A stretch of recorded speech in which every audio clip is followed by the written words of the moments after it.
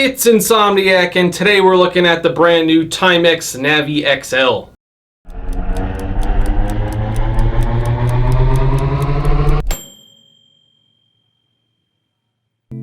You feel the vibe.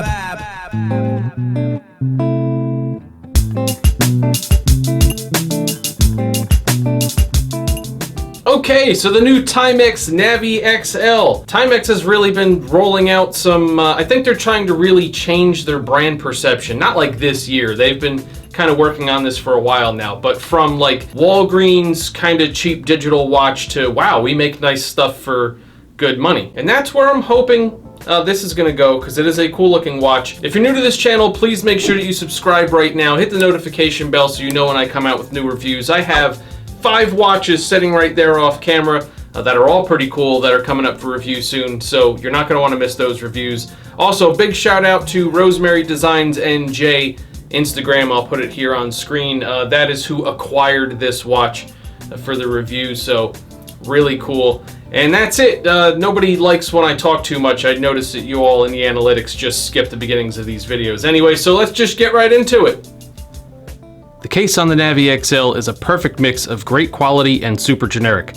The super generic side is just the case shape, the actual shape of the case, including the lugs, sides of the case, crown guard, etc. It's very basic, nothing really unique to point out here. But the machining and finishing are top notch for a watch in this price bracket. Everything is neatly done. The edges where the tops of the lugs meet the sides of the case are nice and sharp. The matte gunmetal finish is even and stealthy. It looks great. The same goes for the bezel, which we'll talk more about in detail in a minute. But aesthetically, the edge shape and bezel insert are clean, simple, and nicely done. Case back is a polished screw-down type with an exhibition window so you can see the 21 jewel Miyota movement in action. Around the outer edge you have various information about the watch engraved into it. The crown is a little bit small for this case in terms of proportions, but it looks pretty good and has some Timex branding engraved into it. And most importantly, despite being a bit small, it has great grip to it, which makes winding and adjusting the watch really simple. Lastly, we're back at the unidirectional bezel, which is one of the only minor negatives with this case. Despite looking great on this watch, functionally it's certainly not terrible, but it sounds and feels cheap when you turn it, and you have a moderate amount of play between positions wherever you set the bezel. So again, not terrible, but not impressive either. Overall though, it's a nice case. The dial on this watch is something I'm really impressed with. At first glance, it's a really basic generic dive style watch, but upon closer inspection, you start to see some great details thought through by Timex. Before we talk about the dial itself, the mineral crystal on this watch is pretty cool. It's a flat-faced crystal, but if you look really closely at the edge around the crystal, you'll see that it's actually angled slightly to give the impression that the crystal is almost rising out of the bezel. Of course, on the other side of things, we have a cyclops for the date window, and fans of this channel know how I feel about that. I would always rather do without a cyclops personally. Anyway, back to the dial itself. It's a very standard flat black base, and around the outermost edge you have a white printed minute track. Although the curious thing here is that between those printed minute markers you have a really tiny 5th second track, which on a chronograph might be somewhat useful, but I'm not really sure what the point of it is here. It's so small though that it doesn't clutter anything up though, so no big deal.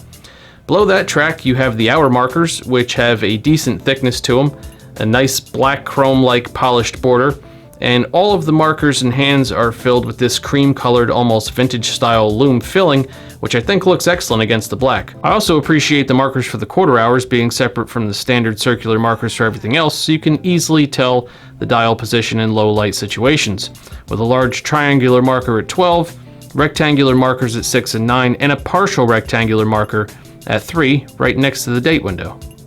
Then past the hour markers, you have a 24-hour track with numerals 13 through 24, so you can easily tell the time in 24-hour format after 12 p.m. And I've seen plenty of watches with this additional track, but here's another awesome detail that Timex used to make the feature more usable. Take a look at the hour hand. The end of the hour hand is a thin but large circle, which actually circles the appropriate 24-hour format hour numeral, so you can quickly tell the time in 24-hour format. I'm sure there's got to be some other brand that's doing that, but this is the first time I've actually seen an hour marker that circles the hour numerals that I've ever come across on my desk, so to me that's pretty awesome. Speaking of the hands, this is an awesome handset. It's done in like a dark smoky gray, which flows aesthetically with the black dial, but at the same time adds a nice bit of subtle contrast as well. All three hands are very different shapes, so you can quickly and easily differentiate the hands from one another, yet they don't look like three random hands, they look like they belong together. So another great choice here from Timex. All three hands are a perfect length for this dial. The second hand even stretches all the way out to the minute track, and that hour hand that I mentioned earlier, it doesn't just end with that circle. Timex added a lume-filled triangular tip to the end of the circle for the sake of precision when finding the current hour. Overall, I was really pleased with this dial, both functionally and aesthetically. You have two usable complications on this watch. The date at 3 o'clock, which is perfect, with the exception of the Cyclops, because as I always point out, if you're not looking directly through the Cyclops, what you get is a distortion that actually makes it so you can't read the date. Timex used a white numeral on a black disc though, which is the perfect choice to flow with this dial. Then you have the 24-hour function, which normally I wouldn't point out as a complication, but Timex made it so usable by adding that ring to the end of the hour hand that I feel it's fair to label it as a complication. Both complications are certainly useful and work very well. The lume on this watch is pretty good. Timex doesn't tell you what kind of lume they use here, and it isn't flawless, but it works. It picks up a charge moderately well from all kinds of light, and it lasts for a good while. The discrepancy is the difference in brightness between the hands and hour markers. It's almost like they used two different types of lume here, because if you notice, the hands and hour markers are all the same color in the light, but the hands glow brighter than the hour markers. And there is more surface area in the minute and hour hands, but the small circle in the second hand is actually smaller than the hour markers, but it shines brighter than those. So again, very good overall, but for me the difference in brightness disrupts the flow of the watch visually when viewing it in the dark. Time at a glance on this watch is excellent, regardless of the lighting situation where you're standing. Oftentimes with black dial watches with dark colored hands, low light situations leave you wanting a bit more contrast, but the large amounts of light cream colored lume fillings everywhere are actually really easy to see even in low light, despite whether or not the lume is charged. Mix that with the excellent handset that Timex used here, and it's really easy to tell the time on this watch at a quick glance. Before we stick this watch on the scope to see how accurate this movement is from factory, I have to comment on the look of the movement. To me, it's one of the only things that spoils this watch, hence the title of this review.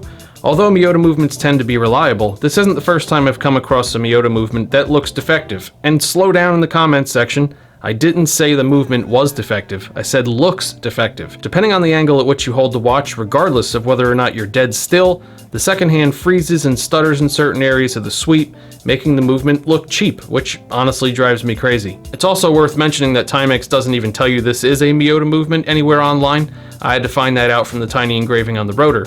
And I don't know which Miyota movement this is, therefore I don't know the lift angle for this particular movement, so the machine is being set to the most common setting for timing. Let's see how it does.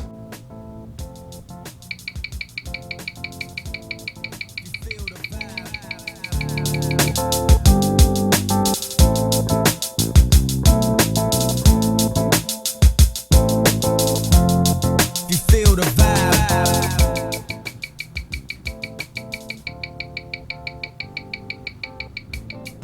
I have good things to say about the strap on this watch, but before we talk about that, there's something curious I have to mention. Now keep in mind that I did buy this watch on Amazon rather than from the Timex website, and the strap on this watch is branded both on the buckle and underside as a Timex strap, so it is an aftermarket in terms of being a different brand. But it isn't the strap that Timex shows with this watch on their website, and by what I can tell on the Timex site, there are no options to choose a different strap with the Navi XL in black, so I'm curious as to why this has a different strap on it, but that being said, this is the strap that came on this watch, and it's a Timex strap, so this is the one I'm rating. Anyway, it appears to be leather, although again, because it's not the strap Timex advertises for this watch, I'm not 100% sure. It's a classic black with a couple subtle lines of contrast stitching above and below the case. The strap has a great thickness to it, the buckle matches the case perfectly and has Timex engraved into it, and this strap features quick releases so you don't need a spring bar tool to take the strap off, which is excellent. I found this strap to be comfortable throughout the day. It seats on the wrist well to give a good balanced feel with the weight of the watch body, and the free loops hold the excess strap in place without needing to be constantly readjusted. So despite the fact that this appears to possibly be the wrong strap, it's a great strap for this watch. Last but not least, we have value. As of the time of this review, this watch is listed both on the Timex site and on Amazon for $259, which to some might sound steep for a Timex. But in my week or so wearing this watch, I really enjoyed it. Feels solid and well built. It's easy to read in just about any light. It's comfortable. The dial is thoughtfully designed. It has more than enough water resistance rating to go take a swim with. And it looks good with a whole host of different types of outfits. I don't think it's a steal at $259, but for a handsome, well-made mechanical dive style watch from a known brand, I do think it's a very good value at $259. Another shout out to Rosemary from Rosemary Designs NJ for acquiring this watch for a review. Again, follow her on Instagram. If you have one of these, definitely leave comments down below. Let everybody else know what you think of it. I actually thought this was a nice watch. I enjoyed it. Otherwise, make sure that you're subscribed. Like I said earlier, stay tuned. I have a lot more watch reviews coming. And that's it.